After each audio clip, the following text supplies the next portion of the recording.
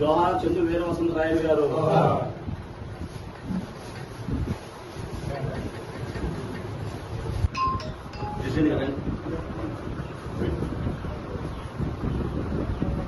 ఈ రోజున కృష్ణా జిల్లా పెడన్ నియోజకవర్గం కుత్తివేని మండలం పెద్ద సందాల గ్రామానికి చెందిన మన ఆధారంగా మిత్రమండలి సభ్యుడైన చందు రాజు గారి తండ్రి చందు వీర వసంతరాయలు గారి ఆకస్మిక అనుకోకుండా గత 7 నెలల క్రితం యాక్సిడెంట్ లో ఆయన చనిపోవడం జరిగింది. కానీ ప్రపంచంలో కూడా ఎవరు కూడా తీసుకొని సాహసమైన నిర్ణయం తీసుకున్నారు ఆ కుటుంబ సభ్యులు.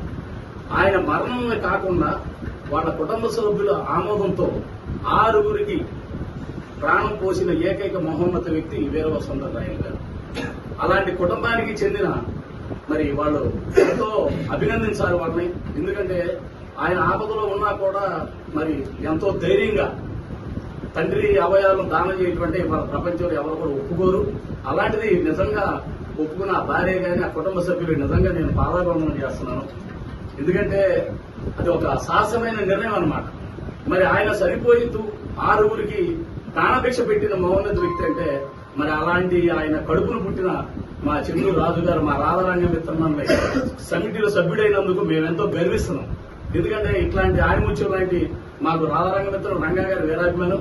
అలాగే మేము కూడా పవన్ కళ్యాణ్ గారి రాధారంగ మద్దతులో ఉన్నాం. మరి మొన్న పవన్ కళ్యాణ్ గారు వచ్చిన సంగతి ప్రతి ఒక్కరికి రాష్ట్రంలో అందరికీ తెలిసిన విషయమే. ఆయన స్వయంగా వచ్చి 6గురికి ప్రాణదానం చేశాడు అవయవాలు అని చెప్పి పవన్ కళ్యాణ్ గారు రావటం, వాళ్ళ కుటుంబ సభ్యులు పరామర్శించడం ఇది అందరికీ తెలిసిన విషయమే. మరి అలాంటిది నేను ఈ రోజున స్వయంగా వచ్చి నేను వాళ్ళ కుటుంబ సభ్యులను కూడా పరామర్శించి వాళ్ళ కుటుంబ సభ్యులకి రాధారంగ మిత్రుల తరఫున మేము పూర్తిగా అండగా ఉంటాం. వాళ్ళకి ఏ కష్టం వచ్చినా ఏది ఇచ్చినా కూడా సహాయ సహకారాలు రాధారంగ మిత్ర తరఫున నేను 2 తెలుగు రాష్ట్రాల అధ్యక్షులుగా ఉన్నాను కాబట్టి, జనసేన కూడా నాయకుడు కాబట్టి నా వంతు రాజుకి ఎటువంటి పరిస్థితుల్లో ఏ సహాయ సహకారాలు కావాల్సి వచ్చినా నేను తప్పకుండా నా శక్తి వంచన లేకుండా వాళ్ళ కుటుంబానికి బాసటగా అండగా ఉండాలని తెలియజేస్తున్నాను. మా గ్రామానికి చేసినటువంటి ధర్మారావు గారికి తోటి నాయకులందరికీ కూడా నమస్కారాలు. గత 7 నెలల క్రితం దైవ దర్శనానికి వెళ్లి ప్రమాదవశాత్తు మన చందు వీర వసంతరాయలు గారు యాక్సిడెంట్కి గురి కావడం, ప్రమాదానికి గురై బ్రెయిన్ డెడ్ అయ్యి విజయవాడ హాస్పిటల్లో చేరడం జరిగింది.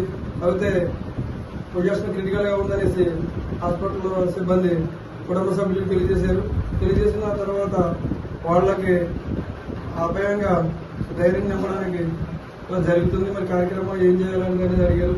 అయితే మీరు నాన్నగారు అయితే మనకి భౌతికంగా బతుకులేకపోయినా కానీ ఒక 5-6గురికి ప్రాణం పోసి మీ కళ్ళ ముందు ఉండేటట్టుగా జరుగుతుంది. కానీ అది మీరు అందరూ అంగీకరిస్తే, అవయవ దానానికి అంగీకరిస్తే మీ నాన్నగారు భౌతికంగా లేకపోయినా కానీ వేరే కుటుంబాలకి తిరిగి నింపిన వారు అవుతారనేసి ఆ యొక్క డాక్టర్ సిబ్బంది అడగగానే వీళ్ళెంతో సహృదయంతో అంగీకరించి ఆ అవయవ దానానికి అంగీకరించడం జరిగింది.